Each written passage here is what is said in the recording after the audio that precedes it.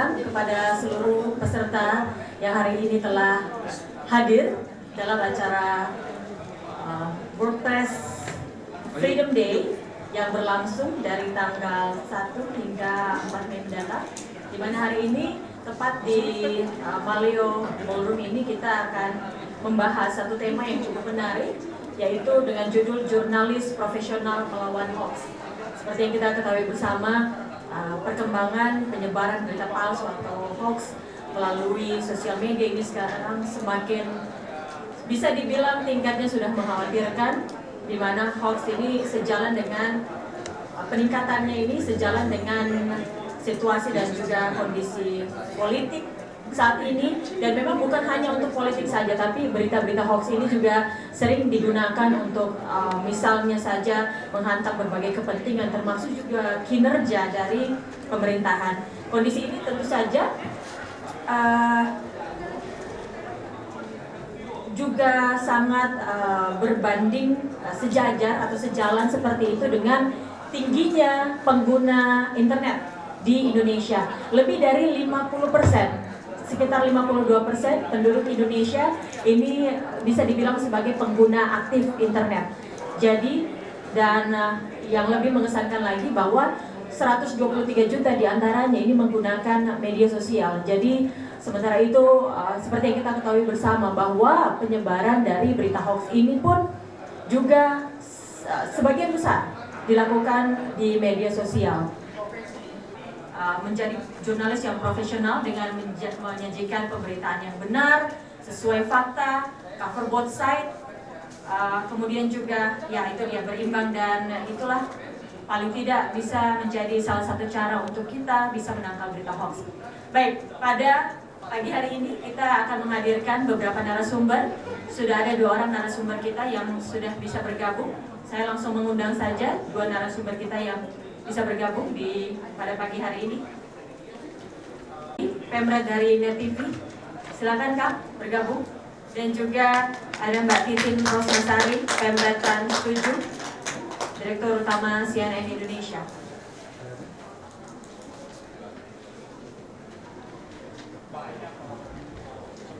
Narasumber lagi yang mungkin sesaat lagi akan bergabung bersama kita, yaitu Bapak Samuel Agrijani, Dirjen Aplikasi Informatika dari Kemenkominfo nantinya.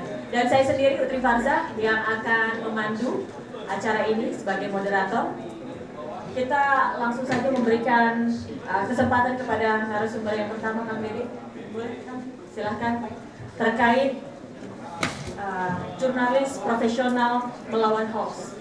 Seperti yang kita ketahui, kalau di televisi pun dimanapun, para jurnalis selalu harus berusaha untuk memberikan berita yang berimbang seperti itu, agar bisa menangkal berita-berita hoax atau berita palsu atau berita tidak benar yang beredar, yang sering beredar di media sosial. Ini apakah menjadi tantangan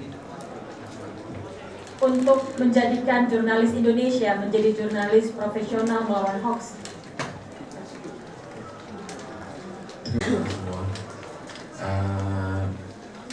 Ini sebenarnya tema yang menurut saya sangat menarik, tentu saja karena setiap hari perbincangan di dapur televisi itu kurang lebih menurut saya sama. Di samping ngomongin soal rating dan share, yang suka tidak suka itu menjadi topik paling hangat. Meskipun misalnya kami sudah berupaya keras di net misalnya, melakukan berbagai upaya agar dunia televisi kita tidak terlalu terpaku pada rating dan share-nya Nielsen.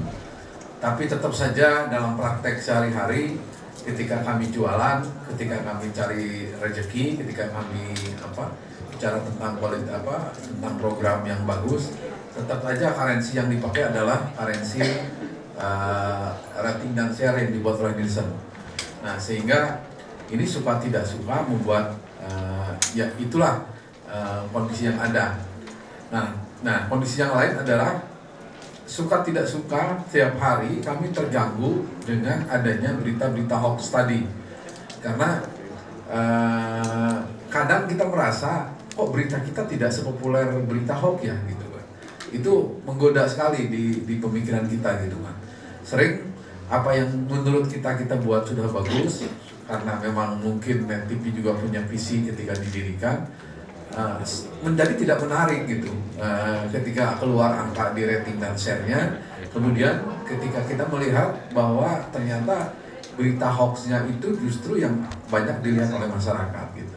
Nah, ini menjadi semacam pertama bahan diskusi, kedua ini yang sering membuat semangat kami di dapur menjadi bukan luntur ya, menjadi sedikit menurun gitu kan. Apalagi ya gitu kan, setelah rating dan share susah karena rejim Nielsen masih begini, kemudian hoax ini malah merajalela gitu kan. Sehingga kadang-kadang ada teman-teman, ada diskusi, ada keinginan, ada semacam hasrat. Gimana kalau sekali-kali kita ya udahlah kita ngangkat berita hoax ke TV gitu.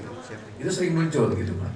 Tapi tentu saja karena kita punya visi misi, saya ingatkan itu bukan berita, itu hoax. Hoax itu bisa lebih dahsyat dampaknya daripada berita yang resmi. Tapi itu bukan ukuran, bukan idealisme kita. Sehingga saya selalu menanamkan beberapa hal yang ingin saya sampaikan kepada teman-teman di redaksi, dan ini kurang lebih seperti inilah bayangannya. Selalu saya ingatkan kepada teman-teman. Nah, ini sih media terus berkembang gitu kan, bahwa media cetak sekarang sudah seperti ini kondisinya, semakin bukan kurang diminati, memang zamannya sudah tidak begitu berpihak. Kemudian media elektronik, kemudian media online, dan yang saya tahu media online pun sekarang juga banyak pengelola media online yang juga merasa terancam oleh adanya hoax. Ini mungkin yang paling banyak malah mungkin di sini. Media online inilah yang paling banyak terganggu oleh banyak berita hoax karena mungkin di daring gitu kan. Dan yang terakhir adalah media sosial ini. Jadi perkembangan sedemikian banyak sehingga keempat hal ini di meja redaksi sering menjadi bahan diskusi. Kemudian, nah ini juga penting menurut kami gitu kan. Ketika kita bicara tentang konten gitu kan, maka ada 4 hal yang ketika bicara tentang media masa kini, ada 4 hal yang perlu dipahami oleh teman-teman di meja redaksi. Pertama adalah soal teknologi. Perkembangan sudah sedemikian cepat lah gitu kan. Jadi mau nggak mau televisi ya seperti halnya net, apalagi kita TV baru harus mengikuti perkembangan teknologi itu dengan ngikutin apa yang terjadi akhir-akhir ini gitu kan, dengan teknologi terbaru. Nah, kemudian arah politik, saya sepakat bahwa ini juga akan menjadi kenapa hoax timbul banyak di lapangan. Itu faktor yang tidak kalah penting adalah arah politik. Tadi mungkin ada Pak Rudiantara, karena menurut kami pemerintah juga punya kontribusi melahirkan banyaknya hoax gitu. Kenapa? Ketika arah politik pemerintah yang harusnya demokratis tidak demokratis, ketika arah politik pemerintah yang harusnya fair tidak fair, ketika arah politik pemerintah yang harusnya tidak berpihak tapi berpihak, maka jangan aneh kalau akan banyak hoax gitu kan. Apalagi di kita ini kan yang namanya pesta politik ibaratnya tiada akhir, tiada henti. Pilkada baru selesai 2016-2017, maju lagi 2018-2019, akan ada lagi pilgub dan pilpres pada tahun 2019 gitu kan. Nah ini pasti tidak henti. Nah, ketika pemerintah misalnya dalam pilkada Jakarta, saya kira orang paham lah gitu kan, seperti apa sikap pemerintah kepada paslon yang ada. Nah, ketika ini terjadi, maka hoax akan merajalela. Jadi pemilikan. Nah, ini juga jangan kita lupakan ya. Beruntung mungkin Net TV pemiliknya bukan konglomerat besar, tapi saya mendengar memang ada kalau kepemilikan televisi dibuat pada kelompok tertentu oleh kelompok yang sangat besar, apalagi kepemilikannya kebetulan misalnya si pemiliknya bermain politik, nah itu juga akan mengurangi konten yang muncul gitu. Nah, ketika mempengaruhi itu, tentu saja apa yang terjadi pada informasi yang disebarkan juga orang akan berpikir, ketika keluar berita dari televisi ini, televisi A misalnya, yang masyarakat tahu pemiliknya adalah si A, tapi punya orientasi politik tertentu, maka orang tidak percaya juga. Nah, orang akan ragu.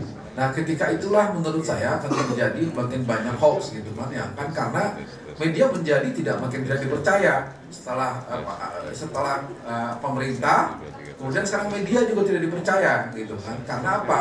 Karena terpengaruh oleh sikap politik atau sikap bisnis dari pemiliknya. Dan yang terakhir adalah konten. Nah konten ini juga menurut saya penting gitu kan, karena kita ini perlu konten-konten yang lebih positif, yang lebih inspiratif, sehingga masyarakat merasa bukan hanya sekedar melihat hiburan, tapi melihat manfaatnya. Terus, nah ini soal.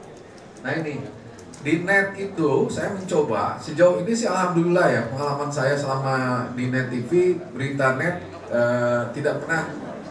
kita tidak pernah terganggu oleh hoax gitu kan. Berita kita juga tidak pernah dijadikan hoax gitu kan.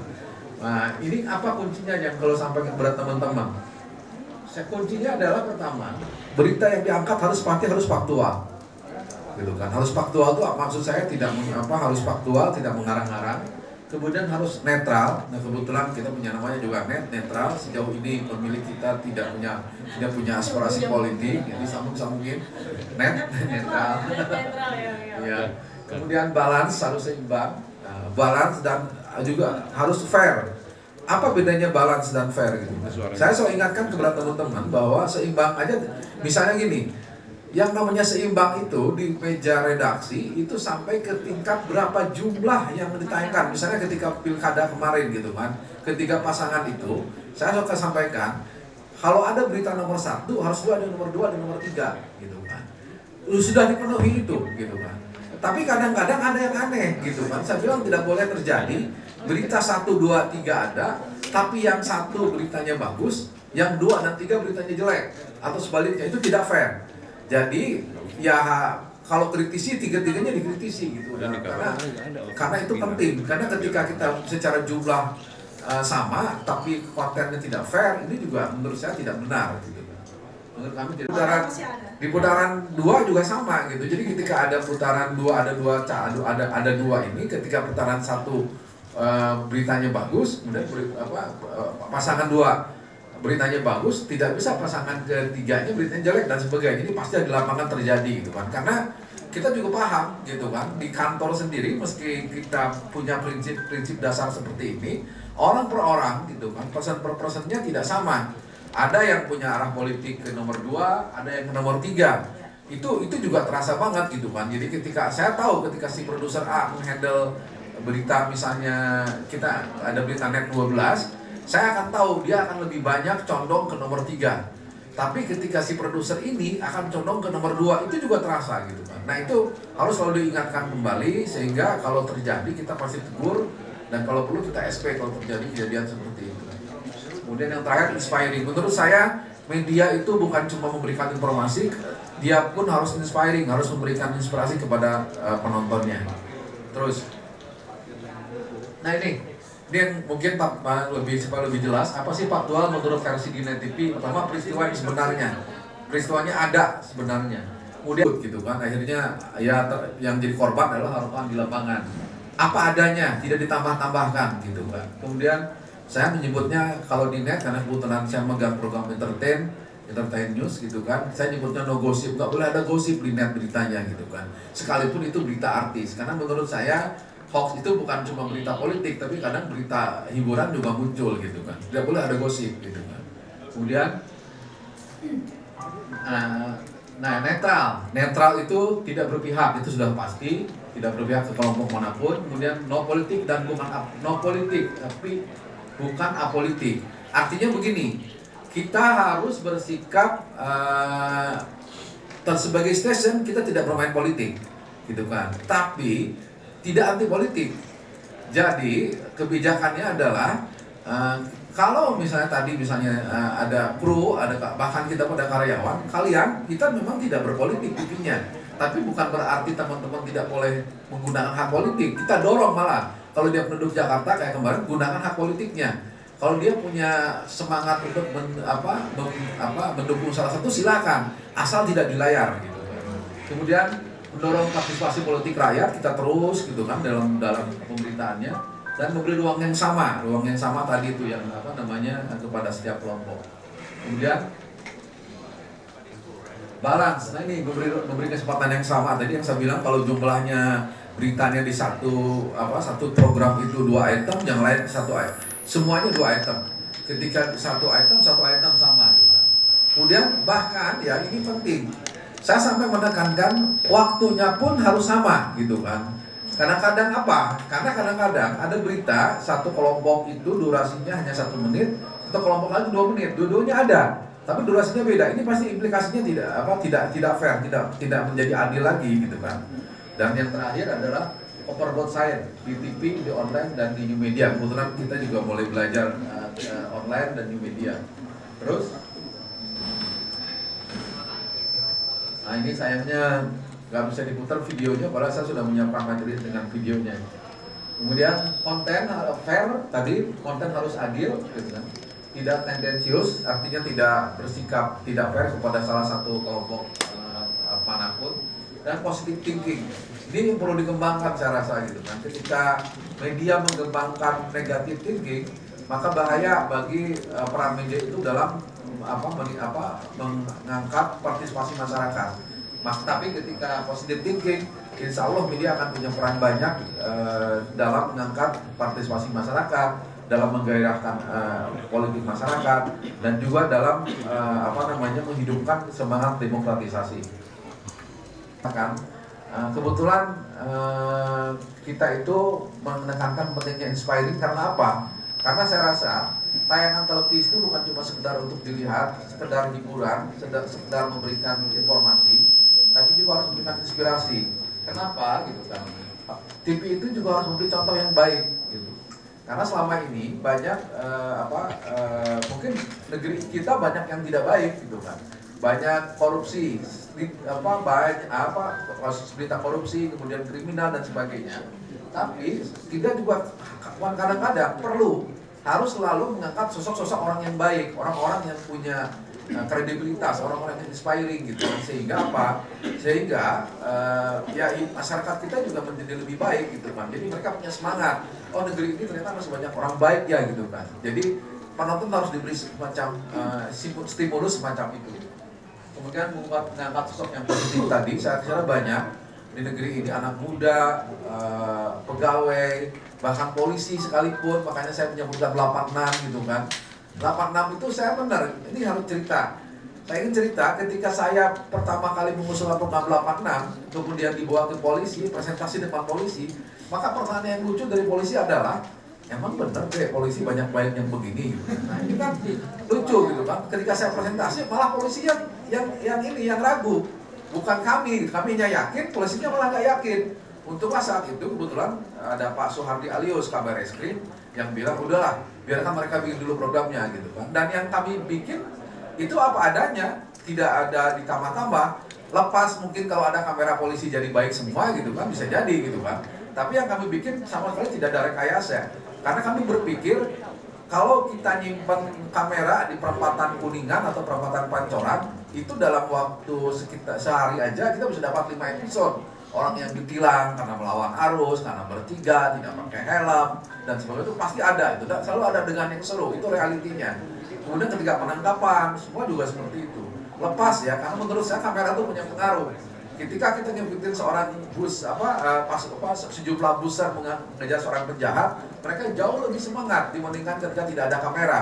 Nah, kerjanya bagus, nangkapnya bagus. Ya udah kita angkat seperti itu aja gitu kan. Jadi saya bilang masih banyak polisi yang baik, masih banyak tentara yang baik. Makanya itu udah program khusus buat tentara. Karena kita menganggap ini penting bahwa negeri ini harus ngangkat masih banyak orang di inspiring, masih anak muda yang inspiring, masih banyak pegawai yang inspiring, bahkan guru atau dan sebagainya yang masih sangat inspiring. Ini perlu karena saya kira NKRI harga mati tadi. Nah ini yang selalu kita inginkan, menjadi TV faktual, netral, fair, balance dan inspiring itu tidak mudah. Ketika kami menjalankan ini selama ini ternyata itu tidak gampang. Contohnya apa gitu kan? Tadi ada foto itu, foto yang lagi nikahan itu. Kita mencoba mengangkat berita-berita yang positif ketika peristiwa 212 dan ya peristiwa inilah semacamnya gitu kan.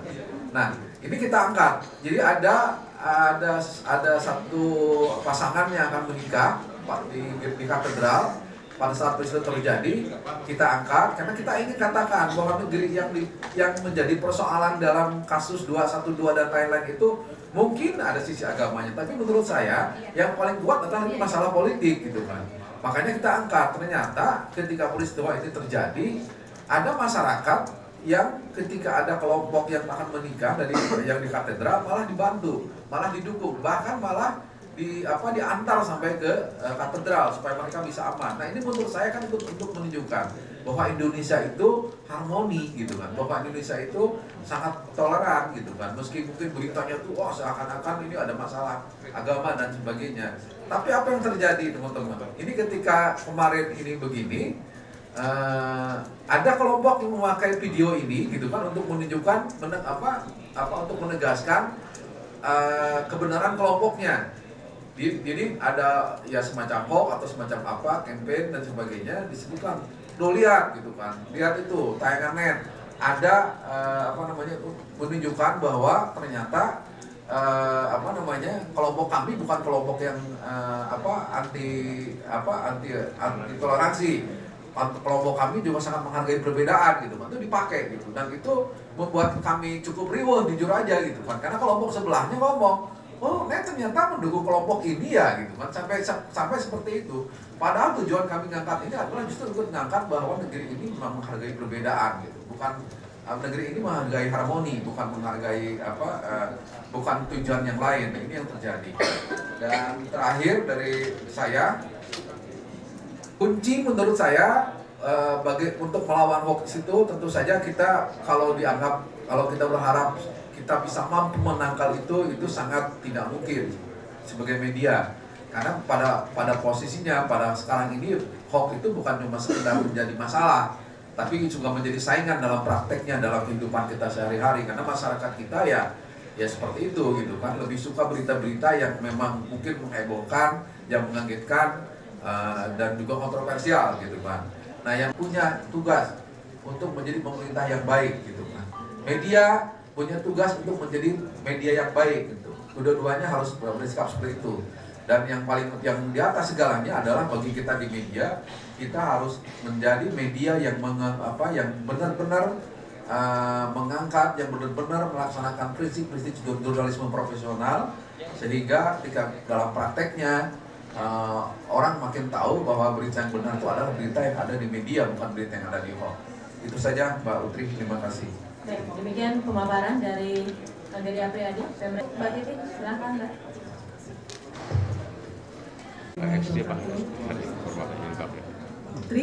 kasih Kang Dede. Yang saya hormati Pak Bagian, Mas Imam, Mbak Ratna dari Dewan Pers, Mas Kang Yadi dan Mas Yudia dari JPI, dan Nikolai, Pak kami, teman-teman sekalian yang hadir.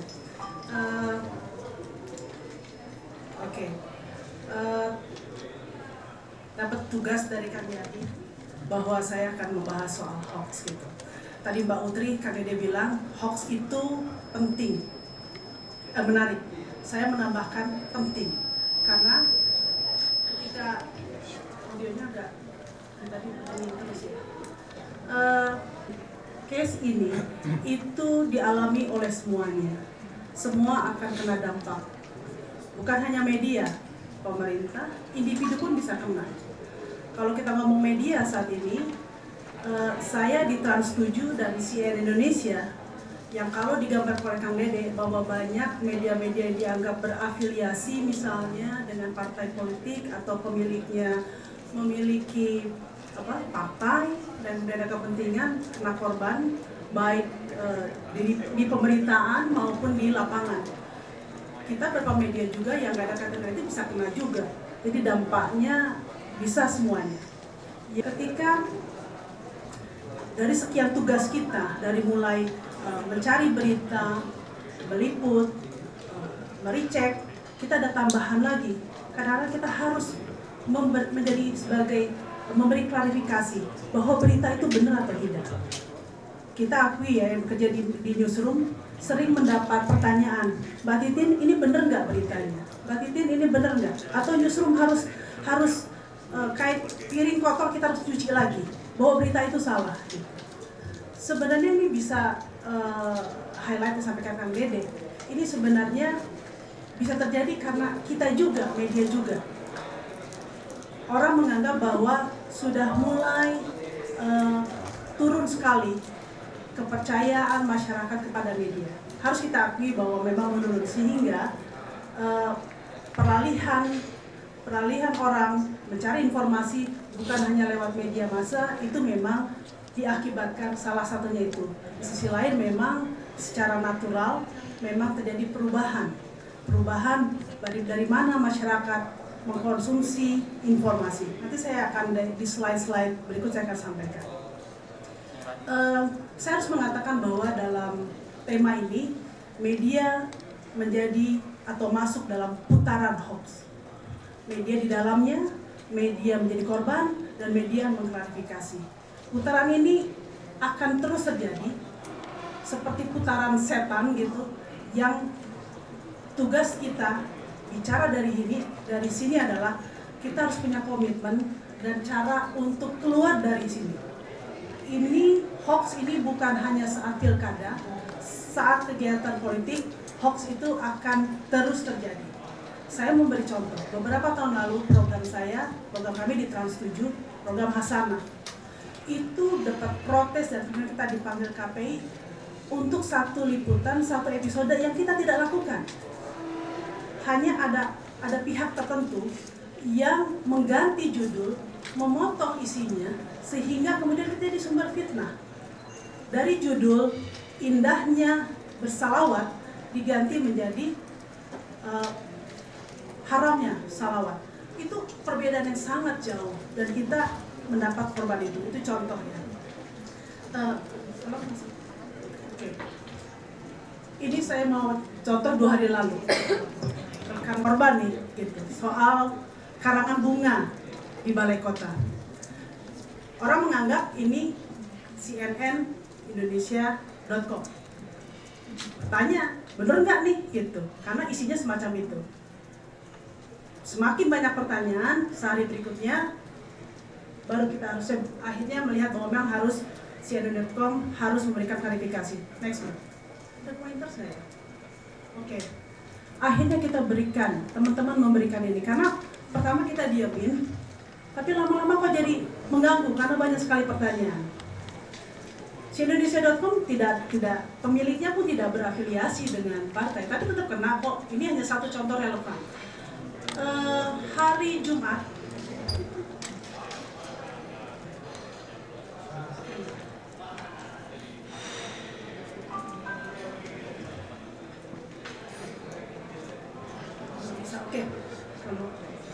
tolong dibantu aja ya. Next, Mbak. Saya akan bicara dulu tentang tesis yang mengatakan bahwa perubahan sudah ada shifting ke pemirsaan dan pola konsumsi sumber informasi di masyarakat kita. Ini sayangnya monitor di sini juga mati, jadi saya harus nengok ke belakang, ya.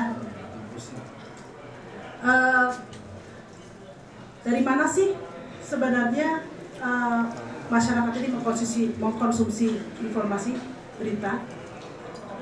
Karena kita dari TV, maka saya ambil sumbernya informasinya dari TV ya, tentang TV. Ambilnya dari Nielsen. Ini memang 2015, tapi masih relevan sekarang dan kemarin saya cek datanya masih kurang lebih sama, belum ada pergeseran. Ini dibagi berdasarkan usia.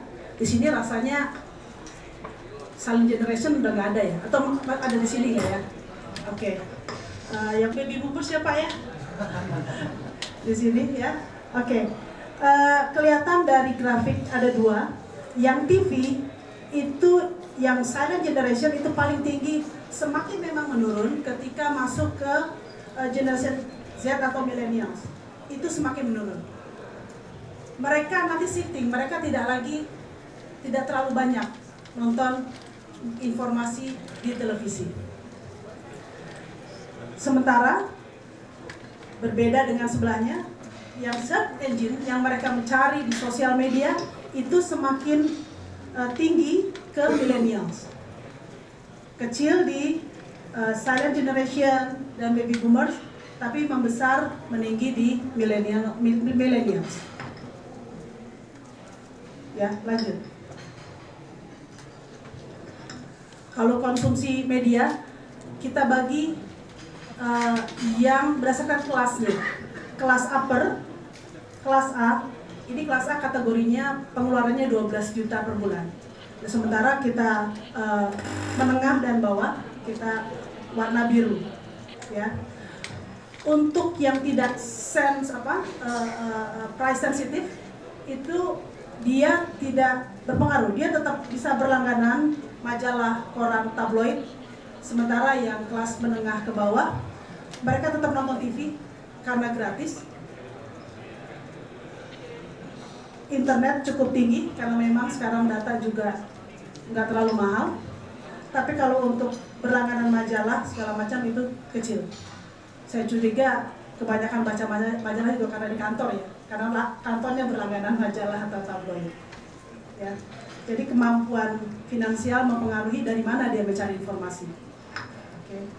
Katakan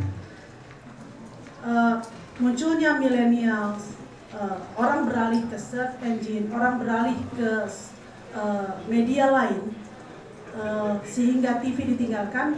Kalau dari data Nielsen, ini enggak juga. Ini turun tapi masih stabil. Bahkan di 2016 ini ada peningkatan sedikit. Ini by rating, total rating, total kepemirsaan itu sempat naik 12,2. Sumbangan dari Piala Eropa dan juga ada aksi terakhir aksi bela Islam dan sebagainya, itu meningkatkan ketertarikan orang kepada televisi. Lanjut. Kalau melihat waktu orang menonton TV itu masih tinggi, 4 jam 52 atau 50 menit, masih sama tahun 2016 dan juga kemudian awal tahun ini masih sama. Artinya orang masih terus nonton, tapi kita belum tahu apakah mereka nonton berita, program berita, TV berita atau enggak, tapi hanya dilihat rentang waktunya. Yang meningkat adalah orang browsing yang PC. Jadi mungkin teman-teman di kantor itu atau di rumah mungkin ya, itu cukup tinggi juga, 4 jam 42. Sementara untuk browsing di mobile phone lebih dari 3 jam setengah. Dan kemudian untuk yang berselancar di sosial media itu 2 jam, hampir 3 jam. Cukup banyak waktunya untuk berselancar. Jadi bisa dibayangkan, memang bisa dipahami bahwa isu-isu informasi berseliweran itu karena memang ditunjang banyaknya waktu oleh orang kita untuk terus aktif mencari, juga kemudian menyebarkan. Sampaikan oleh Mbak Utri ya, bahwa memang internet user kita penetrasinya 51%, sangat tinggi, sangat promising sekali Indonesia ini. Tapi yang aktif di sosial media itu 106 juta atau 40%. Selebihnya kalau kita bayangkan populasi kita mungkin di daerah pedesaan, sementara mungkin di wilayah kota urban itu memang sangat-sangat aktif di sosial media. Itulah bisa menjawab kenapa isu hoax mudah didapat, berseliweran, melingkupi kita gitu. Kita nggak bisa lepas, tidak bisa jauh dari hoax karena memang habitnya sudah mengarah ke situ. Oke. Saya mau juga pertanyaan-pertanyaan. Ya. Kembali seperti yang disampaikan, hoax itu bukan hanya di saat kegiatan politik, mau pemilu, mau pilkada.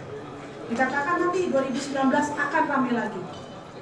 Kemarin pilkada luar biasa. sampai capek sekali kita nih. Bukan hanya yang bekerja di media, masyarakat umum capek karena apa aja ada gitu informasi mau cari. Terserah kita mau seneng yang ini, maka kita akan pilih informasi yang itu atau mencari pembenaran sesuai dengan kita mau. Luar biasa sekali.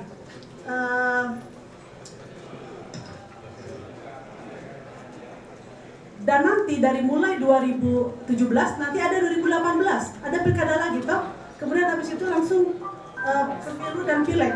Jadi bayangin ini sampai nanti akan terus menerus.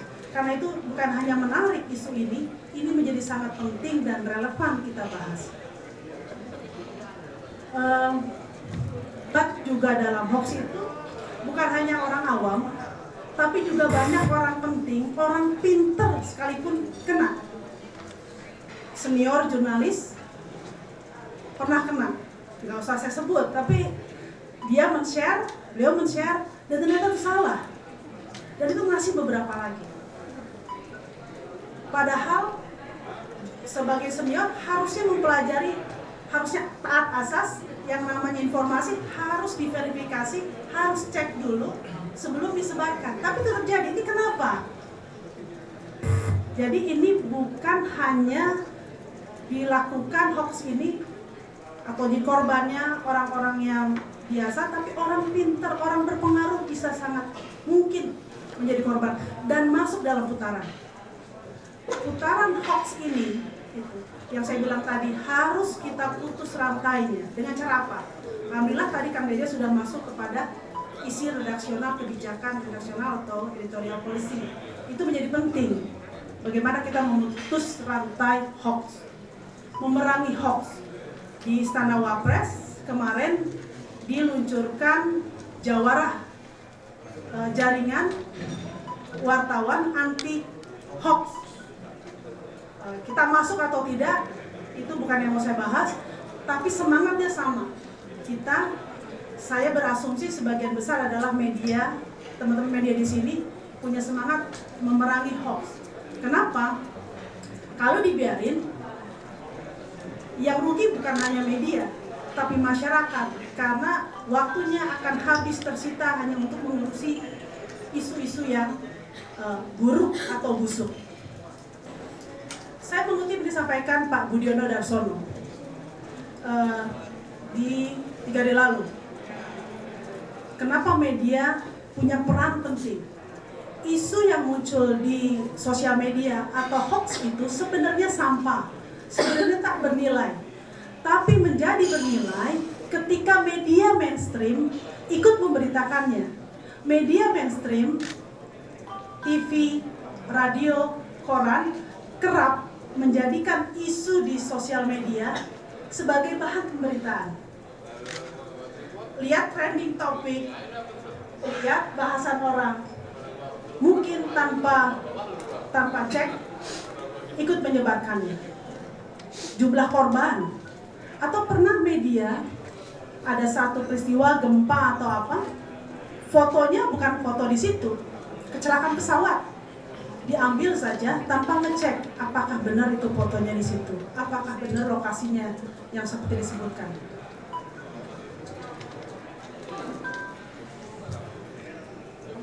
Dikatakan bahwa memang karena budaya baca menurun, orang sudah banyak sekali yang menurun untuk membaca. Misalnya saya dulu semangat bahwa setiap bulan 1 buku. Tapi karena sudah ada begini, suka ada yang summary-nya atau sudah diceritakan, atau orang makin malas. Dan percaya atau tidak, ketika kita sudah aktif megang ini, megang handphone, megang gadget, di saat kita beraktivitas, di saat rapat, di saat diskusi, seminar seperti ini, percaya dari 2 menit kita mau cek aja apa yang dilakukan, lihat grup kita segala macam, itu bisa lanjut 5 menit, 5,5 jam, bahkan habis waktu kita hanya untuk di sini. Terus saja, dan kita ini masuk. Oke, ada orang kirim informasi yang benar, insya Allah itu adalah begini. Hanya gitu, enggak, yang benar adalah ini misalnya. Kita akan terlibat dan keasikan. Itu habit itu sangat membuat kita ini lupa. bahwa buku menjadi hal yang mungkin terlalu berat dibaca, sehingga ini lebih menarik daripada yang lain. Kemudian kritis dan skeptis kita berkurang. Bener nggak sih? Ini karena yang mengirim Mbak Ratna, aku malah masa saya nggak percaya. Saya langsung share. Masa sih Mas Yadi, Ketua IJTI, kasih informasi nggak bener? Ini pasti saya kirim. Bisa jadi itu menjadi salah satu kalau kita melihat narasumber, oh dia kredibel, Dewan Pers, IJTI. Bayangin misalnya yang mengirim nggak tahu siapa, pasti harus cek. Tapi kita juga belum tentu benar bahwa teman kita, orang yang biasanya ini benar-benar informasi yang disebarkan itu memang benar. Jadi harus tetap kepo ya Mbak sebenarnya. Kepo harus, skeptis harus, kritis harus. Oke. Kemudian verifikasi. Orang pengen buru-buru share, dapat informasi share gitu. Enggak tanggung jawab untuk ngecek dulu bahwa ini benar enggak gitu.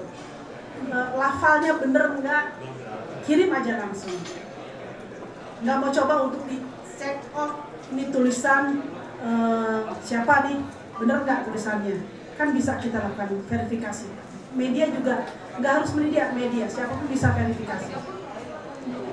Kemudian ini sifat yang sangat wajar, natural, alami. Semua orang pengen dianggap pintar sehingga dia pengen lebih tahu, lebih cepat, sehingga dia langsung share tanpa tahu bahwa informasinya itu benar atau enggak. Pak Ishadi, makasih Pak. Lanjut. Regulasi, regulator. Benar nggak sih ya bahwa KUHP dan UU ITE itu belum menyasar produser? Tahun lalu kalau nggak salah, ke tahun ini, polisi sebenarnya sudah ada 167 kasus ya ditangani. Polisi, Kominfo sudah memblokir 100 lebih situs, kayaknya lebih ya jumlahnya. Blokir situs dari yang penipuan, perjudian, yang radikalisme, yang sara itu sudah diblokir. Tapi masih terus muncul lagi. Diperlukan intervensi pemerintah untuk ini. Tadi pemblokiran ya. Terus yang katanya sedang dilakukan adalah kerjasama pemerintah, Kominfo juga dengan ITB ya, untuk membuat satu aplikasi bagaimana memisahkan mana berita yang hoax, mana yang terverifikasi. Kemudian pemerintah juga harus bantu media, lembaga lain untuk mengguyur konten-konten yang positif. Kalau tadi Pak Dede bilang memberi konten-konten yang positif, inspiring, pun demikian. Prestasi apa ini diguyur terus supaya yang hoax yang bertebaran itu bisa terganti oleh berita yang inspiring, yang positif, dan yang memang sudah terverifikasi. Saya lihat juga Polri sudah melakukan tindakan, misalnya dia ada informasi, dia stempel itu, ini hoax. Itu juga bisa membantu. Tapi harusnya bisa lebih cepat lagi ketika informasi, jangan nunggu 3 hari, tapi mungkin kalau memang itu udah salah, kayak waktu penutupan Jalan Gatot Subroto itu kan sampai hari keberapa baru stempel dikatakan bahwa itu adalah hoax. Kemudian yang kemarin yang masih jadi pembicaraan juga tentang Dewan Pers melakukan verifikasi media massa. Menurut saya ini salah satu langkah bagaimana memisahkan media yang bertanggung jawab melakukan idealisme media dengan media abal-abal yang memang kerap muncul atau dilahirkan untuk kepentingan pihak yang ingin memperkeruh suasana atau kepentingan kelompoknya. Slide yang terakhir, ya, ini adalah yang akan kita ajak dan kita lakukan dari pertemuan siang ini, pagi ini adalah bukan hanya sekedar rangkaian kata.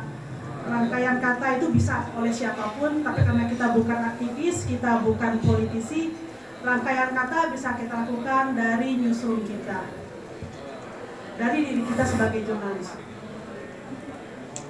Pertama, standar jurnalistik. Kang Dede, terima kasih tadi sudah ada, karena memang yang namanya cover board itu salah satu dari dari kode etik jurnalistik yang memang dari dulu, dari awal kita belajar di media, itu memang jadi salah satu kunci bekerja di media massa. Kita harus taat prinsip kode etik jurnalistik. Nah, kemudian setiap individu di newsroom itu paham benar dampak psikologis, aspek legal, aspek moral ketika kita berkegiatan di sosial media. Ada dampak moralnya, ada dampak hukumnya. Dampak hukumnya kalau kita menyebarkan fitnah atau kabar bohong yang sebenarnya itu juga sejalan dengan kode etik jurnalistik. Di dalam newsroom harus ada sistem bagaimana kita bisa mendeteksi bahwa ini hoax.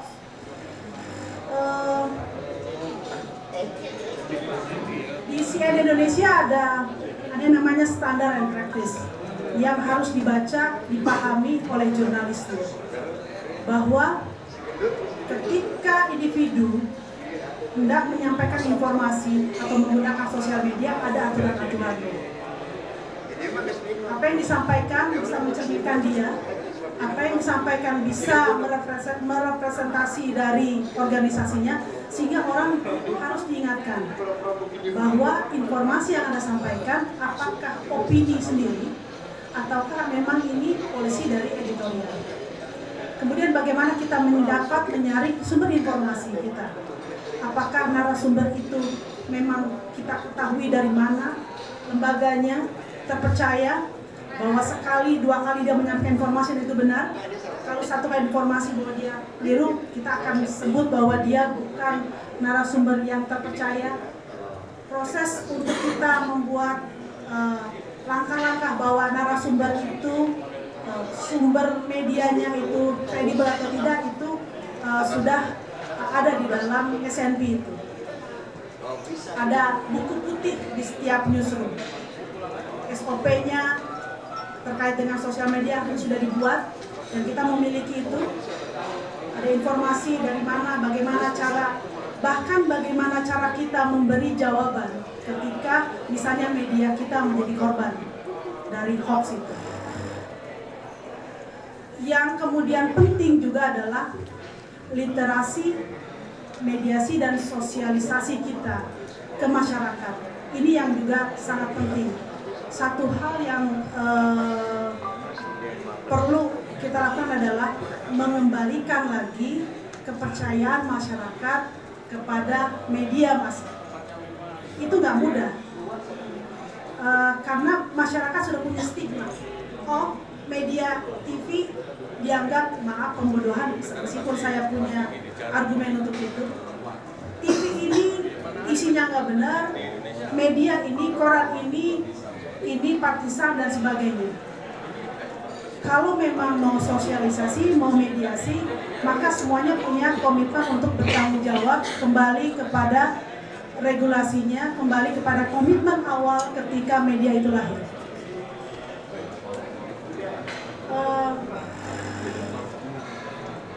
Saya mengutip yang disampaikan Ketua Dewan Pers, Mas Stanley.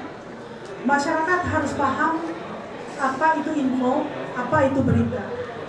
Yang di sosial media itu baru info.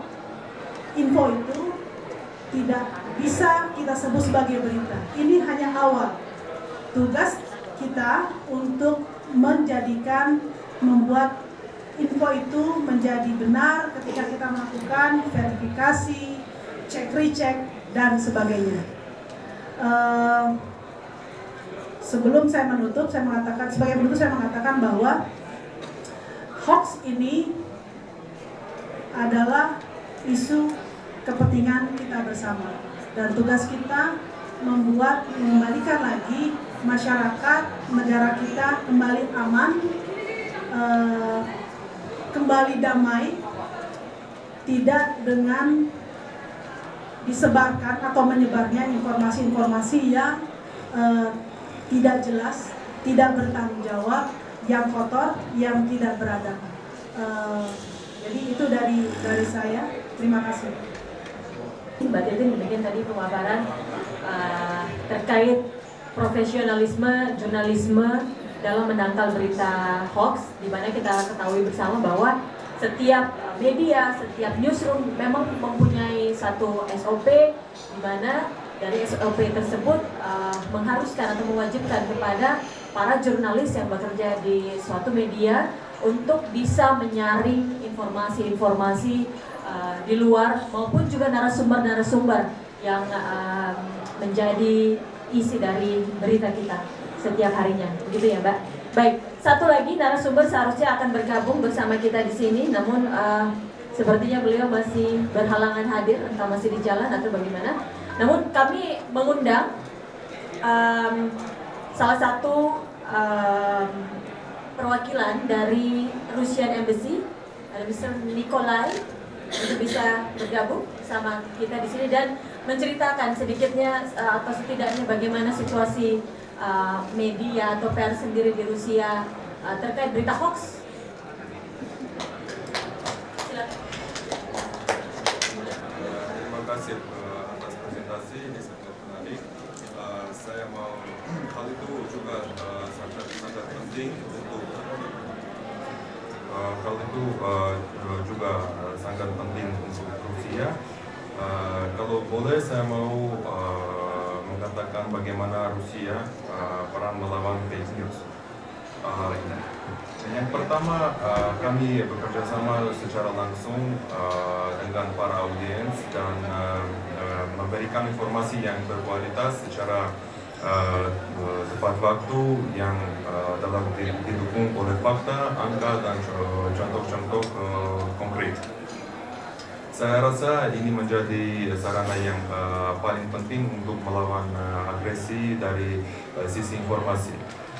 Yang kedua, kami membuka tabir mereka orang-orang dan struktur yang bersembunyi di bawah merek media yang terlibat dalam meluncurkan pemberitaan desinformatif dan membuat berita-berita palsu, hoax. Kami telah membuka bagian khusus ini mengenai Kementerian Luar Negeri Rusia, dibuka bagian khusus pada website Kemenlu Federasi Rusia yang mengulas mengenai berita hoax tersebut. Bagian tersebut sudah aktif, praktis setiap minggu muncul beberapa pemberitaan. Tapi kolega Barat kami bersikap skeptis mengenai inisiatif kami ini. Mereka langsung menunjukkan kritik, menyatakan bahwa Rusia hanya menunjuk dan memberi palsu pada artikel ini sendiri, tanpa tanpa menggunakan alasannya. Itu menurut posisi Kemlu Rusia itu sangatlah tidak benar, karena kami menginformasikannya secara detail, memberikan penilaian kami dan menunjukkan apa yang menurut kami merupakan informasi yang benar-benar tidak dapat diandalkan. Ini adalah metode yang berfungsi efektif dan merupakan cara yang efektif. Artinya pemerintah terlibat langsung untuk menentukan ini berita ini adalah benar atau semua berita harus melalui penyaringan pemerintah di sana. Kami di situs Kementerian Luar Negeri kami publikasikan semua fake news di situs, semua boleh lihat dan kami menjelaskan karena ini fake news. Oke. Ya, ada Berarti alasan ya. yang diinformasikan justru berita-berita fake news, bahwa ini adalah berita hoax seperti itu. Jadi resmi dari pemerintah sendiri. Artinya ada perhatian besar pemerintah untuk mencegah terjadinya atau beredarnya berita-berita hoax dengan cara mengklarifikasi di media mereka, di website mereka bahwa terkait berita hoax tersebut ini adalah berita tidak benar seperti itu. Baik, terima kasih sudah sharing, berbagi dengan kita bagaimana cara Kementerian Luar Negeri Rusia sendiri untuk menangkal berita-berita hoax yang ada yang tersebar di Rusia. Kalau ada pertanyaan bagi rekan-rekan yang ingin bertanya kepada para narasumber kita, kami persilahkan. Jika ada yang ingin bertanya terkait seputar berita hoax, silahkan Mbak. Terima kasih juga Mbak Titin, Mas Dede, semuanya Kang Dede. Memang ini sebuah tantangan yang luar biasa ya, tiba-tiba ada tsunami hoax ya. Dan momentumnya jelas tadi ya, kita menyadari semua bahwa ketika ada dinamika politik di Indonesia itu luar biasa yang namanya hoax. Nah, sekarang mau nggak mau hoax ini sudah menjadi movement, sudah menjadi viral, sudah menjadi gerakan ya. Ini kan tapi sayangnya di Indonesia, saya jadi ketika saya mau menanyakan ini, Pak Nikolai sudah memberitahu ya, bahkan di sana mengungkap pelaku membuat hoax. Nah ini di kita tidak ada, gitu ya. Jadi kita kan upayanya memang buat media tidak ada lain, repositioning, bagaimana kita menjadi media yang profesional, ya, sehingga kita bisa dibedakan dengan produk hoax, gitu kan, dengan metode, dengan kaidah jurnalistik dan sebagainya. Tetapi ada nih yang kurang di Indonesia ini. Satu, tidak ada lembaga yang secara independen menyatakan bahwa ini hoax dan ini sumber hoaxnya dari sini, gitu ya. Padahal menurut saya secara teknologi sudah bisa aja sebetulnya kalau punya political will, gitu ya. Karena apa? Ini organized kan? Kalau saya melihatnya ini well organized. Kenapa? Karena ada pembagian peran di situ. Ada dana yang mengalir di situ. Satu, mereka bisa memproduksi berita hoax yang sangat serius dengan menggunakan grafik yang berkualitas. Jadi itu bisa mengelabui masyarakat yang menganggap itu benar-benar, gitu kan. Yang kedua, sumber informasinya juga seolah-olah benar. Ini kan yang sulit ini nih. Sumber informasinya seolah-olah benar, bahkan mungkin ada 5W1H. Nah, kalau yang tidak ada 5W1H-nya itu mudah buat kita ya. Nggak disebut misalnya kapan terjadinya, sumbernya dan sebagainya. Itu mudah buat kita. Tapi begitu ada 5W1H-nya, 5W1H ini Pak Nikolai what, where, why, when, how, ya. Jadi kalau berita kan ada unsur itu ya. Unsur itunya ada gitu. Nah, terbukti ini saya sebut saja Postmetro itu melakukan hal seperti ini. Jadi dia mengambil nyomot yang sudah menjadi berita tapi diubah, dipelintir, dimanipulasi gitu ya.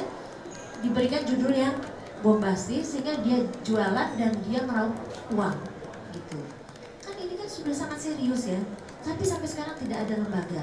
Nah, saya pengen mungkin dari media-media mainstream ini yang tentu saja sangat dirugikan, punya ide-ide nih, gimana sih sebenarnya kok sampai hari ini belum ada gitu ya, setelah sekian lama ini berlangsung dan sangat sekali menguras energi, dan karena yang berseliweran energi negatif, kita terpecah belah dan kita tuh asik menggunjing gitu, bukannya sadar tapi asik menggunjing. Nah, menurut saya salah satunya adalah kita tidak pernah ada lembaga independen, ya, jangankan pemerintah yang kita andalkan gitu ya, yang bisa menyatakan bahwa ini hoax dalam waktu 1 jam misalnya, karena punya teknologi. Kemudian diungkap, siapa sih nih pelaku-pelakunya, bisa kok. Postmetro bisa, terus satu lagi apa? Yang Seaward, itu udah jelas. Kan tadi Mbak Putih bilang, Kalau ada media-media yang sudah terbiasa menghasilkan hoax, kita akhirnya udah tahu, udah kita harus tahu sikap kita, gitu kan. Jadi jangan pernah boro-boro di-share, nggak usah dibaca gitu ya, nggak usah boro-boro di-broadcast, baca aja nggak usah, buang jauh-jauh gitu. Nah itu kan salah satu nih. Nah, cuma saya juga pengen tanya, gimana sih kita nih sebaiknya media mainstream, karena kita dirugikan, ya kan? Tingkat kepercayaan masyarakat terhadap media mainstream melorot jauh karena adanya sosial media. Jelas ini beda kan, undang-undangnya beda, ininya platformnya beda gitu. Tapi di era konvergensi akhirnya kita mau nggak mau terbawa. Gitu. Jadi mungkin saya bertanya kalau ini, ya marilah kita bersama-sama gitu ya media ya. Kemudian mungkin ada masukan dari Pak Nikolai, bagaimana sih sebetulnya mekanisme dan teknologinya bisa mengungkap tadi tabir ya, pembuat hoaxnya bisa ketahuan dan bisa dipublish gitu. Itu kan menjadi metode yang akhirnya dipercaya masyarakat dan kita semangat gitu loh. Nggak seperti saat ini mana digunakan oleh politisi-politisi gitu kan. Nah ini kan semuanya luar biasa buat Indonesia. Saya kira itu. Baik, terima kasih Mbak Rata. Kita langsung jawab saja. Ya benar, tidak ada lembaga independen ataupun apapun itu yang ada sekarang, baru hanya komunitas seperti itu ya, yang kita juga tidak tahu kebenarannya seperti apa. Bagaimana televisi sendiri untuk menanggapi hal ini? Iya, terima kasih Mbak Ratna. Sebenarnya kita ini kan sebenarnya di posisi yang sama ya. Dewan Pers, Mbak Ratna juga sebenarnya kan dari media, terus kita media yang tadi bekerja di bidang itu. Saya sangat sepakat bahwa memang posisi kita ini seakan-akan ya, tidak berdaya menghadapi hoax ini. Seakan-akan ini barang yang nggak bisa dilawan. Saya sih menduga ada dua hal sebenarnya. Ini bukan tidak bisa dilawan, tapi memang belum ada keinginan politik yang kuat, ini terutama dari pemerintah, untuk melawan hoax ini. Karena tadi saya lihat kalau di Rusia bisa seperti itu, kenapa kita tidak? Gitu kan. Menurut saya ini pemerintah hanya harus kuat menghadapi ini. Nah, ada dua hal menurut saya, gitu kan. Memang pemerintahnya tidak cukup serius. Kedua, pemerintah memang merasa diuntungkan gitu dengan adanya hoax ini. Gitu. Balik lagi ke ungkapan tadi saya tadi gitu kan, bahwa yang saya bilang tadi bahwa media itu sangat terpengaruh juga oleh arah politik tadi gitu. Dan salah satu yang memberikan arah politik adalah pemerintah. Ketika pemerintah merasakan pemerintah posisinya tidak netral, ketika posisi pemerintah tidak balance, tidak fair gitu kan bahkan kepada rakyatnya sendiri, nah ini masalah muncul gitu. Jadi karena pemerintah, mungkin dalam tanda kutip bukan pemerintah ya, karena penguasa merasa diuntungkan, ya politisi lah gitu ya, karena politisi misalnya merasa diuntungkan oleh karena politisi merasa diuntungkan oleh adanya hoax ini, maka tidak ada penindakan yang serius terhadap ini. Saya tahu Pak Menko Info sangat reaktif kalau ada yang kasus seperti ini gitu kan. Tapi mungkin kita hanya melihat beliau aja, dan beliau juga menurut saya tidak cukup kuat dengan perangkat undang-undang yang ada untuk melakukan penindakan terhadap hoax seperti itu. Gitu kan. Masih butuh yang lain, masih butuh lembaga lain yang berani melakukan tindakan ini. Nah yang kedua menurut saya itu tadi, kepentingan politiknya terlampau kuat untuk memanfaatkan hoax ini sebagai alat untuk berkuasa. Sehingga yang terjadi ya ini memang dimanfaatkan untuk melestarikan terus. Bisa jadi mungkin politisi ini mereka tahu kita masih dianggap ya, meski tadi saya bilang media kita juga ada yang sudah terkooptasi dengan kekuasaan ya, karena menjadi bagian dari kepemilikan sebuah usaha, sebuah kelompok usaha yang berpolitik misalnya kan. Tapi ada juga yang tidak kan, dan ada juga yang tidak bisa dilawan oleh politisi-politisi tertentu. Sehingga akhirnya dia tidak bisa mengatur media konvensional yang masih idealis, atau tidak bisa mengatur media yang menjadi lawannya dalam praktek politiknya. Dia menggunakan hoax ini untuk memperkuat posisinya itu gitu. Jadi ada kebutuhan untuk melestarikan hoax itu tetap jalan. Itu menurut saya gitu. Itu yang kedua. Yang pertama bagaimana? Jadi kita harus minta sekali lagi kepada pemerintah untuk bertindak lebih tegas, bertindak lebih fair, lebih berani menindak hoax ini. Saya tidak tahu apa ya bukti pemerintah bisa melakukan itu. Menurut saya, nah ya, jawaban kedua, gimana sikap media?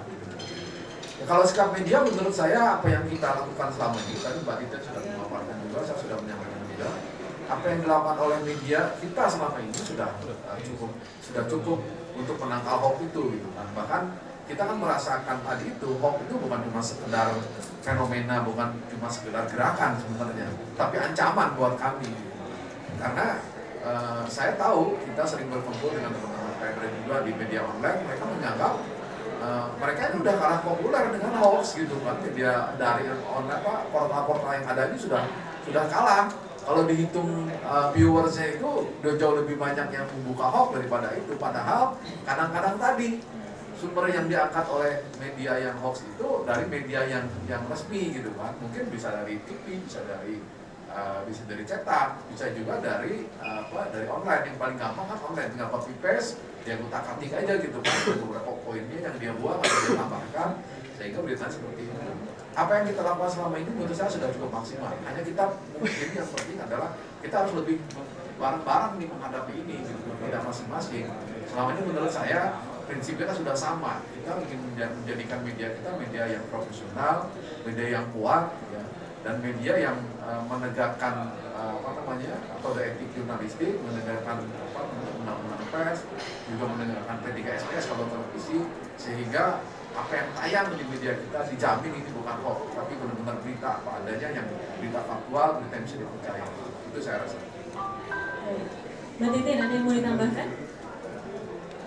Tambahin sedikit. Sayangnya narasumber dari Kominfo tidak bisa bergabung. Karena saya justru berharap banyak dari saya, Kang Dede bisa bahas dari sisi editorial polisi kita masing-masing sebagai orang yang terlibat keseharian memproduksi berita dan informasi. Dari sisi regulator berharap banyak dari kehadiran Pak Samuel, tapi sayang ya. Jadi sebelum saya tidak mau masuk kepada motivasi pemerintah karena saya tidak menelaah itu, tapi memang saya termasuk seperti Mbak Ratna, amazed gitu loh, dengan sangat kagum, sangat terpesona kadang-kadang bagaimana ada pihak-pihak tertentu produser hoax ini sangat profesional. Dia bisa tadi saya kasih contoh, mirip banget CNN Indonesia, cnnindonesia.com dijadikan korban gitu. Kalau kita nggak teliti, itu kita percaya. Hanya karena kita tahu itu ada spasi. Ini kok ada spasi? Itu bukan CNN Indonesia. Kalau yang kita ini hoax nih Mbak. Gitu. Tapi orang lain nggak tahu, dipikirnya cnnindonesia.com. Itu dibuat orang-orang yang memang niat. Niat bukan hanya tadi punya waktu luang ya. Orang yang pasti dibayar. Orang yang pasti ada satu kelompok yang memang tujuannya untuk kepentingan mereka. Mungkin pada saat kampanye pilkada dia tugas untuk itu. Pada sisi lain dia ini pasti ada pekerjaan, dan saya berharap tidak ada orang itu di dalam ruang ini. Saya berharap gitu kan ya. Karena memang ini jadi salah satu mungkin menghasilkan gitu. Ini dibayar, ini pasti dibayar. Dan bagi saya pemerintah punya tugas, media punya tugas, karena kalau tadi dari paparan saya, ini korbannya kita semua, kita dalam putaran itu, dan kita punya pengaruh, kita juga salah satu penyebab. Penyebabnya apa? Kita tuh bukan hanya kita ini ya, media yang membuat masyarakat itu kurang percaya, menurun kepercayaan ke kita, sehingga mereka mencari sumber-sumber informasi lain. Itu salah kita juga, kita besar ya, salah kita juga. Salah satunya adalah bekerja sama. Pemerintah punya tugas, kita media punya tugas mengembalikan kepercayaan itu dengan kembali menekankan kepada SOP, menekankan kepada standar yang kita punya, editorial policy yang kita punya, kita duduk bareng di dalam newsroom, kita jaga media kita supaya orang lihat bahwa ini memang media yang kredibel dan berkualitas. Saya menaruh harapan juga deklarasi peluncuran dilakukan oleh kemarin di Istana Wapres, diluncurkannya Jawarah itu jaringan wartawan anti hoax, salah satu mungkin bisa menjadi apa yang seperti Mbak Ratna sampaikan, ikut terlibat mengumumkan mana situs, mana orang-orang yang memiliki tujuan buruk sehingga mereka bisa kena sanksi hukum, dan masyarakat juga bisa tahu situs mana yang sudah diblokir, informasi mana yang memang itu hoax. Bagi-bagi peran aja dengan pemerintah. Kita nggak mau ngambil peran pemerintah pun tidak akan ngambil mengintervensi kita, tapi tujuannya sama, kita putus mata rantai dari hoax ini. Dari editorial, kita kembali menjalankan tugas sebaik-baiknya, tugas yang kita emban selama ini. Itu sih dari saya. Baik, bahwa metode apa yang digunakan oleh Kementerian Luar Negeri Rusia sendiri untuk bisa menyaring berita-berita hoax tersebut, seperti itu ya Pak? Ya, dan untuk mengidentifikasi pelaku penyebar hoax, adakah metode yang digunakan dan seperti apa? Kami bekerja secara langsung dengan para audiens setiap minggu, satu kali seminggu di Kementerian Luar Negeri Rusia ada briefing, dan Ibu Zakharova mungkin dia sudah kenal di Indonesia. Audiens ini jurnalis, media, ya. Kami bekerja dengan media langsung. Ini yang pertama. Yang kedua, mengenai situs resmi ya, mengenai itu semua kedutaan Rusia di negara. Kalau misalnya saya kesini sebagai atas pers melihat cari fake news, saya kirim ke Moskow. Nanti pasti saya cek dulu, nanti kirim ke Moskow. Nanti Moskow publikasi di situs resmi. Ada departemen ada bagian di Kemlu, tapi pasti bukan Rusia membantu ya. Mereka cari informasi dan kirim ke Kemlu.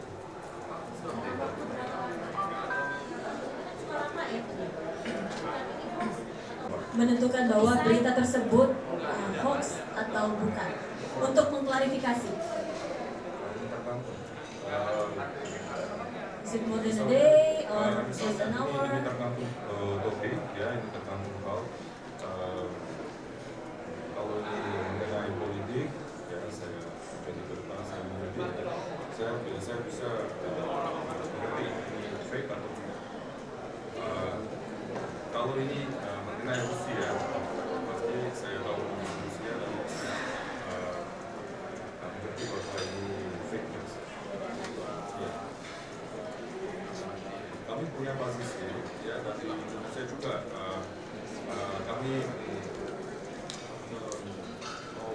Indonesia media menggunakan situs resmi Rusia. Ya. Saat mereka menulis mengenai Rusia, ini sangat penting. Ya. Tapi juga punya setiap bulan kami punya briefing mengenai ini, dan kami bertugas Rusia, menceritakan mengenai Rusia dalam dan luar negeri, kebijakan dalam dan luar. Dan saya lihat bahwa ya sekarang media Indonesia lebih banyak presentasi material mengenai Rusia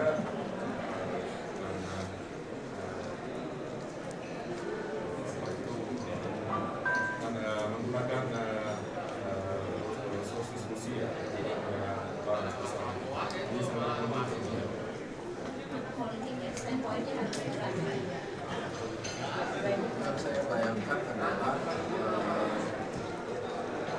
KPI saja untuk mengawasi tayangan televisi yang mungkin jumlahnya nggak terlalu banyak, itu pemantauannya sudah sekian banyak. Ini berita hoax ini yang jumlahnya mungkin bisa bukan hanya ribuan, bisa dalam sehari itu berapa banyak yang akan memantau. Jadi pemerintah, kalau harus pemerintah yang melakukan itu, seberapa banyak kita harus punya orang, dan pasti yang memantau itu bukan orang sembarangan gitu. Tapi kan Indonesia aja begitu belibet prosesnya gitu kan. Maksudnya nggak ujung-ujung saat itu dikirim, saat itu juga ada otorisasi, oh ini berita hoax atau bukan. Ini menurut saya yang menurut saya memang pekerjaan besar yang tidak mudah gitu. Belum, karena itulah belum ada yang seperti Mbak bilang, mekanisme regulasinya belum ada, kemudian karena baru tidak ada. Baik, kita ini juga bisa menjadi PR para media mainstream bahwa ya seperti yang sudah dikatakan tadi, tidak dipungkiri bahwa penonton televisi kian menurun akibat masyarakat merasa bahwa berita hoax justru juga sering datang dari televisi, apalagi dari media-media mungkin yang ada seperti yang Kang Dede katakan bahwa ada kepentingan politiknya di sana, dari kepemilikan dan segala macam. Nah, sekarang bagaimana membuat masyarakat mau mengubah kebiasaan mereka menganggap TV yang tadinya penyebar hoax bisa menjadi kembali lagi nonton TV untuk justru mengklarifikasi, oh kalau saya mau tahu berita ini hoax atau bukan, saya harus nonton TV. Gitu. Itu yang apalagi namanya menjadi PR kita sekarang. Silakan jika ada yang ingin bertanya. Silakan Mas.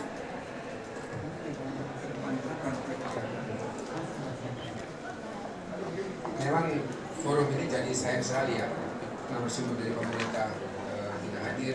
Tapi lebih sayang juga bahwa televisi yang hadir adalah televisi yang senada antara Nes dan Trans ini kan tone-nya sama, artinya derajat kepentingan politiknya itu cuma berapa 0, sekian cc, sementara yang sekian liter itu tidak ada. Moderatornya juga dari yang sama, medianya ya, juga. Jadi kurang. Jauhnya Ya. Baik, jadi saya itu satu hal yang saya sampaikan. Jadi narasumbernya mestinya ada TV yang derajat keterlibatan ininya kepentingannya cukup tinggi, faktanya begitu. Nah, kita sama-sama tahu baik. Dan juga kedua lagi saya ingin mengingatkan bahwa barusan ada beberapa waktu yang lalu ada hasil penelitian master masyarakat dramatika tentang hoax. Dan yang menarik adalah bahwa pada saat responden ditanya dari mana Anda dapat sumber hoax, ada responden yang mengatakan 5% dari media cetak. Itu menarik karena memang banyak sekali media abal-abal yang tapi ada yang sangat menarik sekali adalah 8,7% dari televisi. 8,7%. Sementara kalau kita klasifikasi hoax dari penelitian itu, hoax yang berbentuk audiovisual cuma kurang dari 10%. Jadi hoax yang dalam bentuk audiovisual kurang dari 10%, 8,7% diantaranya berasal dari televisi. Nah, kemudian yang kedua, yang berikutnya saya ingin berkomentar juga. Tadi Kang Dede, Mbak Titin juga mengatakan bahwa sudah melakukan maksimal. Tapi menurut saya, maaf, saya menganggap itu belum optimal. Kenapa? Karena yang dilakukan tadi, yang disampaikan tadi, itu dalam konteks media sebagai gatekeeper. Kalau sebagai gatekeeper, ya itu biasa. Misalnya Prof. Bagir tugasnya mengajar, ya kalau Prof. Bagir cuma mengajar ya biasa gitu. Jadi kalau kita sebagai gatekeeper, kalau kemudian kita harus fair, harus balance dan sebagainya, itu biasa dalam konteks gatekeeper. Memang yang tidak biasa adalah yang kemudian tidak menggunakan krisis jurnalistik atau kode etik jurnalistik itu.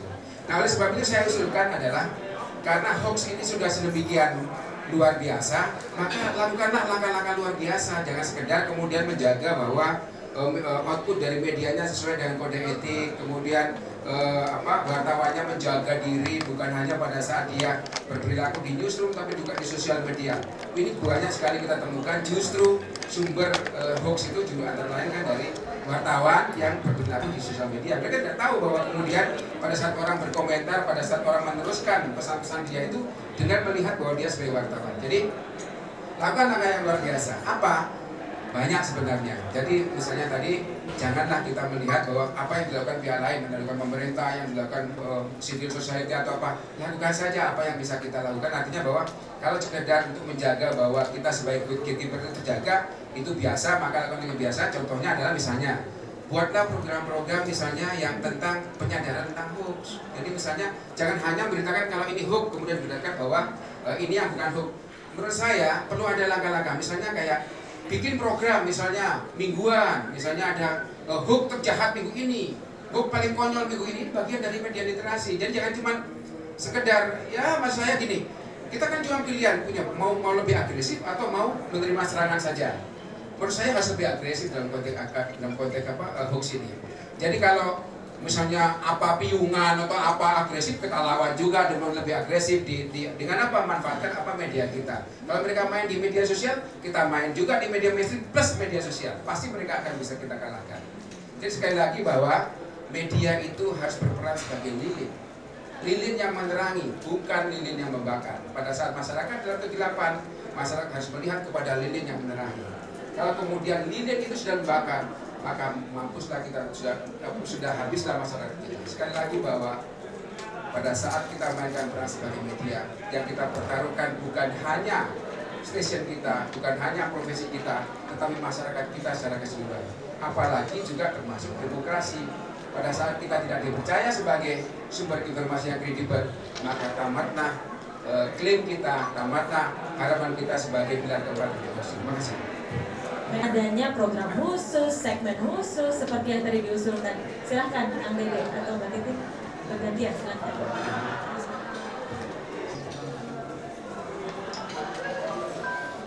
Di satu sisi saya sependapat dengan Mas Imam terkait bagaimana tanggung jawab media, apa yang kita bisa lakukan biasa atau luar biasa seperti itu. Tapi di sisi lain saya harus mengatakan saya tidak sependapat juga gitu kalau dianggap bahwa yang kita lakukan adalah hal yang biasa. Tadi Mas Imam sudah mengatakan bahwa ada media-media TV khususnya TV juga yang terlibat sehingga persepsi masyarakat itu seperti terkonfirmasi bahwa benar media TV tidak dipercaya karena ada kepentingan-kepentingan di balik pemberitaannya.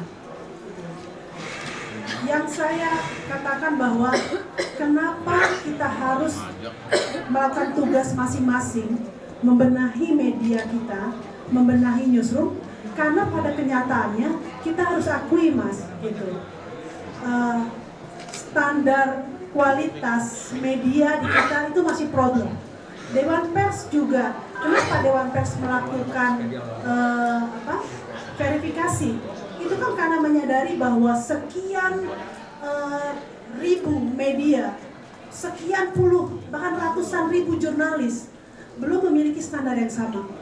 Itu kan dilakukan media Dewan Pers ya Mas ya, tujuannya untuk ada standar ya. Ketika kita melihat bahwa yang saya sebut tadi, kita dengan huruf besar kita itu saya bukan ngomongin transmedia, Kang Dede bukan ngomongin ya, tapi kita sendiri merasa kadang-kadang gelisah, gemes, marah. Kita juga sih yang begitu, sehingga orang punya pandangan begitu.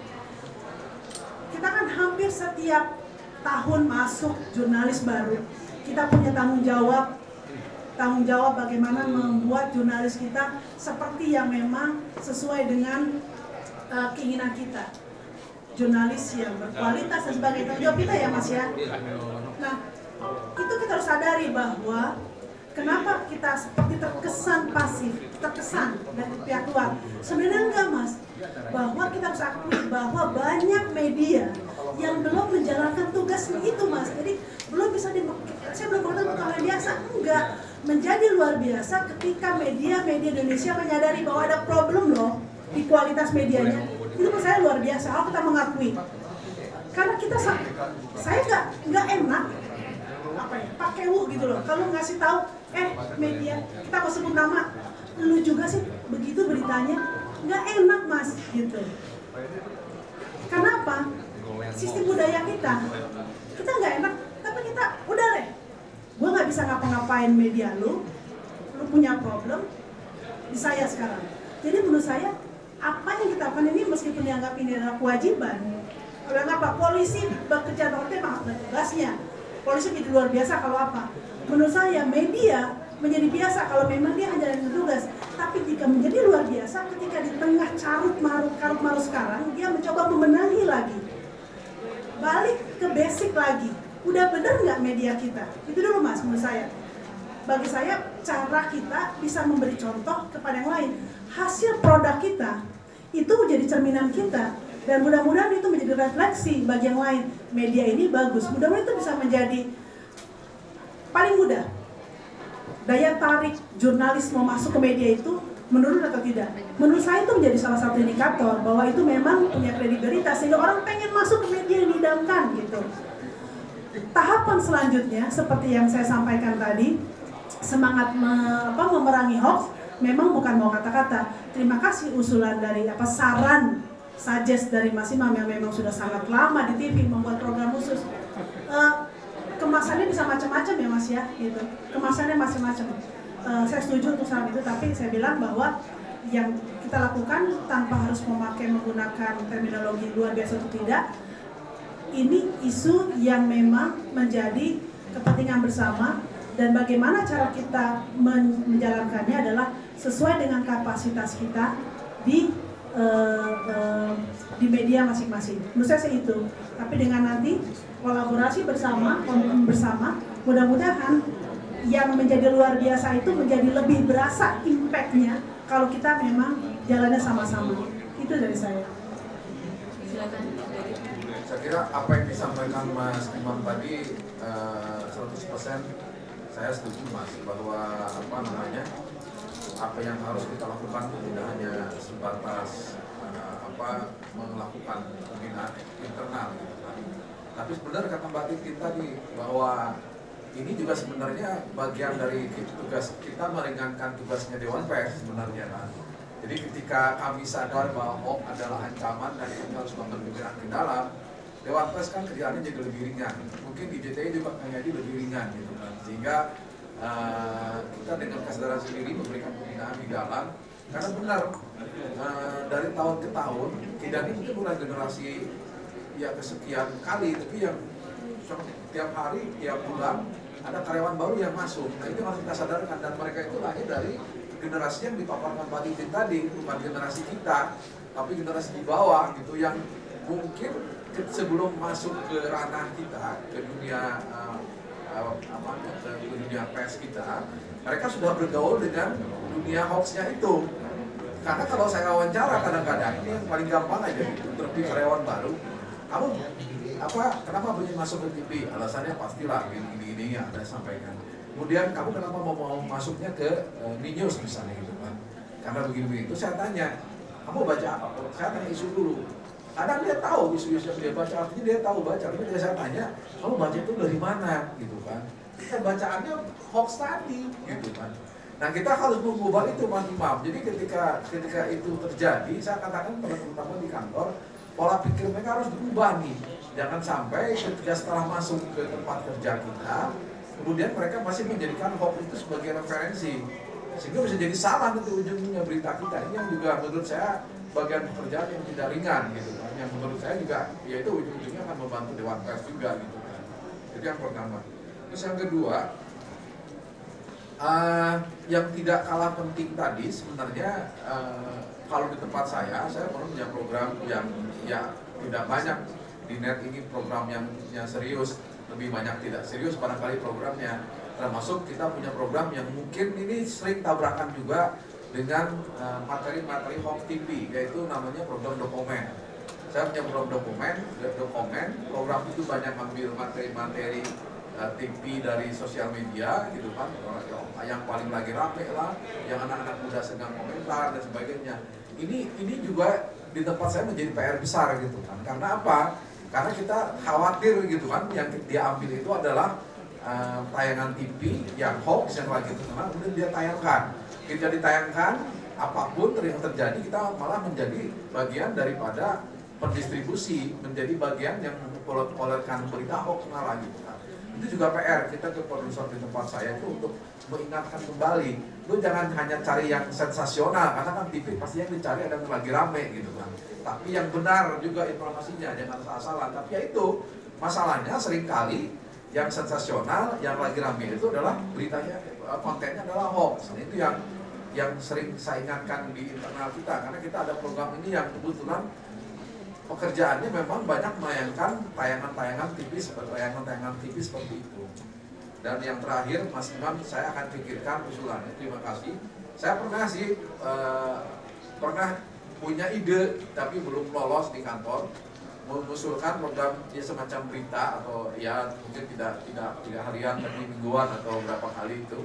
Namanya ini bukan hoax. Gitu. Ini berita yang saya ingin angkat mungkin semacam di Mbak Titin itu ada mungkin berita-berita dari semacam TV yang video-video viral di luar, tapi kita masukin jadi berita, tapi ini bukan hoax gitu. Jadi kita akan menyebut ini yang ditayangkan ya on the spot kalau di Trans 7, tapi kita beri judulnya gitu, ini bukan hoax. Jadi yang kita tayangkan adalah video-video yang memang bukan hoax gitu, atau berita-berita yang memang bukan hoax tapi lagi viral, lagi terkenal. Nah ini akan yang idenya sudah ada, tapi kemasannya yang lagi sedang kita pikirkan seperti apa nanti. Itu Mas Imam, terima kasih. Baik, ada yang ingin bertanya, waktu kita tinggal 10 menit lagi, ya, silakan. Silakan Pak. Bagaimana? Silakan Pak. Mic-nya, sudah. Artinya saya bukan LPS, saya bukan ilmunya enggak, prakteknya enggak, gitu ya. Boleh nggak kalau kita mencoba mencari pemecahan soal hoax ini? Paling tidak saya mengajak kita melihat dari berbagai perspektif, tidak hanya perspektif pers, tapi saya buat 3 perspektif: perspektif masyarakat, perspektif negara dan pemerintah atau lembaga politik, dan perspektif pers sendiri. Perspektif masyarakat, ada gejala masyarakat senang dengan hoax itu. Nah, kita lihat mengapa. Ada beberapa sebab. Dapat juga timbul karena masyarakat dalam situasi frustrated, masyarakat frustrasi, sehingga mereka lebih senang kepada hal-hal yang sensasional. Apakah kita lihat itu? Masyarakat frustrated. Frustrasinya baik karena tidak ada harapan, tidak ada yang dapat dipercaya, macam-macam. Sedangkan mereka tidak berdaya, powerless. Itu satu. Yang kedua dari perspektif negara atau perspektif politik. Apakah hoax itu tidak juga timbul karena politik begitu berjarak dengan kepentingan rakyat? Yang misalnya politik jauh dari konsep volonté general atau general will. Yang ada willnya itu will dari kehendak dari volonté dari politisi atau politik itu sendiri, tidak ada kaitan dengan rakyat. Contohnya, publik mengatakan jangan angket, tapi politik jangan terus. Tidak ada jarak. Apakah ini juga tidak menimbulkan hal seperti itu? Banyak sekali terjadi. Kemudian yang ketiga, perspektif pers. Tadi sudah banyak bicarakan apa yang harus kita lakukan. Kita tidak menerima adanya hoax dalam kehidupan pers kita. Tapi apa yang harus kita lakukan? Mengubah itu. Kalau sudah bicara perubahan, tidak seperti membalik tangan karena satu ini. Jadi harus ada disusun satu tata kerja, konsep yang baik yang harus kita lakukan terus menerus. Ya, apakah itu melalui pendidikan, meyakinkan, itu harus kita lakukan secara terus menerus. Nah, sudah waktunya kita melihat persoalan hoax bukan hanya sekedar fenomena, tapi tadi kita lihat ini sebagai satu bagian dari sistem yang tidak sehat. Beda dengan kita menangani fenomena dengan satu sistem tidak sehat. Terima kasih. Sudah memberikan perspektif yang tentu saja juga bisa menjadi masukan, menjadi masukan bagi kita semua, tentu saja bahwa ada berbagai macam perspektif yang harus kita perhatikan untuk menangkal ataupun menghilangkan berita hoax di masyarakat, yaitu perspektif dari masyarakat itu sendiri, negara, kemudian juga dari press. Baik, mau ditanggapi? Sudah? Jadi ada tanggapan sedikit? Ya, kalau jadi kesimpulan acara kita, kesimpulannya itu bahwa kenapa tadi disebut dari perspektif masyarakat suka pada hoax. Ya menurut saya karena mereka umumnya kan mencari informasi yang paling mudah dan paling mudah dipahami, Pak, paling enak didengarnya dan paling ini pasti mereka ini ya suka akhirnya. Kemudian masyarakat yang kedua tadi menurut Bapak, masyarakat percaya pada hoax karena ya ini ada persoalan dengan politik kita gitu, Pak. Tadi Bapak bilang bahwa ya ada jarak antara masyarakat, betul Pak, karena mungkin jangankan mereka Pak, masyarakat kelas bawah yang umumnya memang hanya bisa mengkonsumsi hoax itu, kita aja bisa jadi kita juga kita bingung kita punya rakyat apa enggak gitu. Karena ya contohnya itu kemarin Bapak misalkan soal hak angket KPK itu misalnya, itu kan itu juga orang tahu bahwa orang yang sebagian besar masyarakat tidak suka dengan itu tapi tetap dilakukan, sehingga ya itu mereka tidak punya saluran aspirasi politik kemanapun, ya hoax lah yang akan dipakai. Saya sangat setuju sekali Bapak dengan itu. Dan harapan Pak bagaimana kepada kita di praktisi agar ya lebih lagi melakukan sesuatu untuk menangkal hoax ini, tentu ini akan jadi bahan masukan yang berarti sekali Pak, karena ini buat baik lagi tadi Pak rumusannya, hoax itu buat kita bukan sekedar saingan, tapi ancaman. Begitu masyarakat sangat percaya pada hoax, begitu mereka tidak lagi percaya pada media, maka seperti kata Mas Imam tadi, tamatlah sudah riwayat media kita, media televisi, media cetak, media elektronik, apapun. Ketika orang percaya pada hoax, maka media mainstream seperti kita selesai dan ya udah berakhir sudah berarti. Terima kasih. Baik, ini bahasan kita terkait dengan bagaimana profesionalisme jurnalisme untuk menangkal berita hoax, dan kami ucapkan terima kasih. Dan sedikit saja kesimpulan, sayangnya satu narasumber kita dari Kominfo tidak bisa bergabung, bahwa untuk menangkal berita hoax, penyebaran berita hoax di masyarakat, tentu saja peran pemerintah sangat besar sekali, diharapkan untuk ikut berpartisipasi menangkal berita-berita ini dengan membuat regulasi tentu saja. Kemudian juga ada usulan tadi dengan membuat lembaga independen yang bisa menjaga stabilitas berita-berita yang ada, termasuk juga bisa mencegah beredarnya berita-berita hoax. Baik, dengan demikian berakhir sudah. Terima kasih untuk narasumber kita. Boleh tepuk tangan dulu untuk mereka. Dan juga CNN dan juga ada Kang Dede dari Net TV. Thank you. Dari Kedutaan Besar Australia, akhir kata saya Rusia.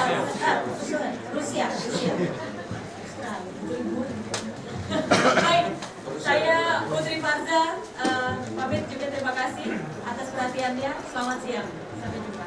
Terima kasih Pak.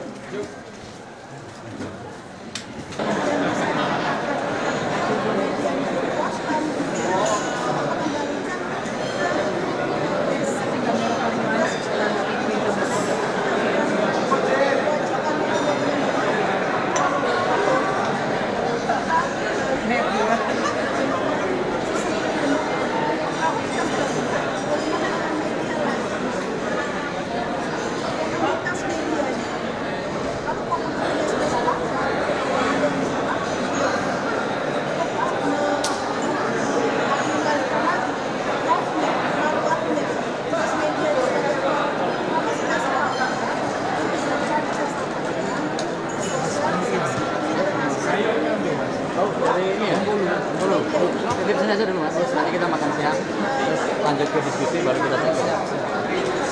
Ini daftar aja. Ya, apa dulu ya?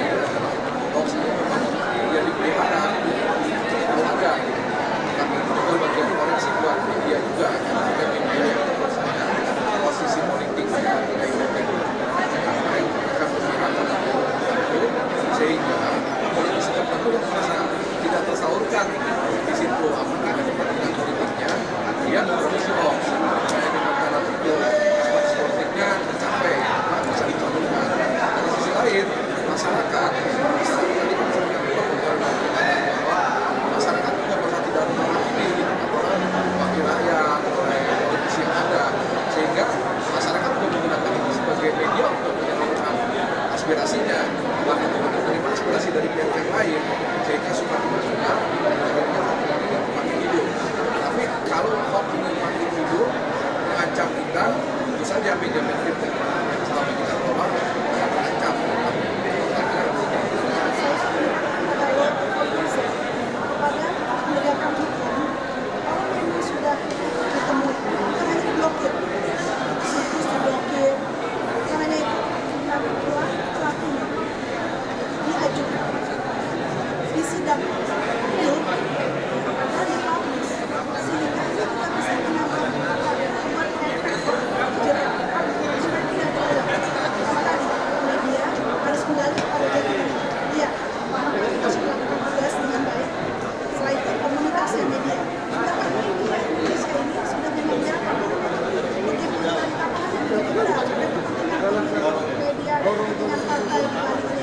Iya.